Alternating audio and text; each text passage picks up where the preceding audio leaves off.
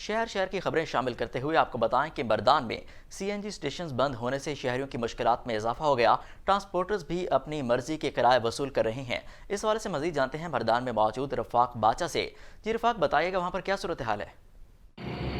जी बिल्कुल, मर्दान के सीएनजी स्टेशनों पर भी पाबंदी लगा दी गई है और ये पाबंदी 1 जनवरी से 31 जनवरी तक जारी रहेगा। इसका बाकायदा तौर पर डिप्टी कमिश्नर मर्दान ने नोटिफिकेशन जारी कर दिया। नोटिफिकेशन में दफ़ा 144 भी लगा दी गई ताकि कोई कानून के खिलाफ वर्जी न कर सके।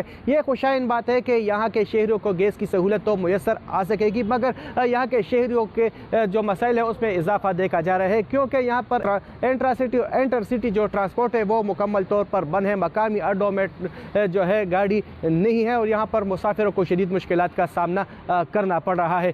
इस हवाले से जब हमारी बात मुख्तलिफ मुसाफिरों से हुई तो उनका यही कहना था कि एक तरफ सीएनजी स्टेशन बंद है तो दूसरी जानिब यहाँ के जो अड्डे हैं उसमें जो पेट्रोल से चलने वाली गाड़ी है वो मुँह मांगा किराए मांग रहे हैं। जो हमारे बस से बाहर है वो किराए हम अदा नहीं कर सकते। हुकूमत को चाहिए कि अपने इस फैसले पर नज़रसानी करे। जी।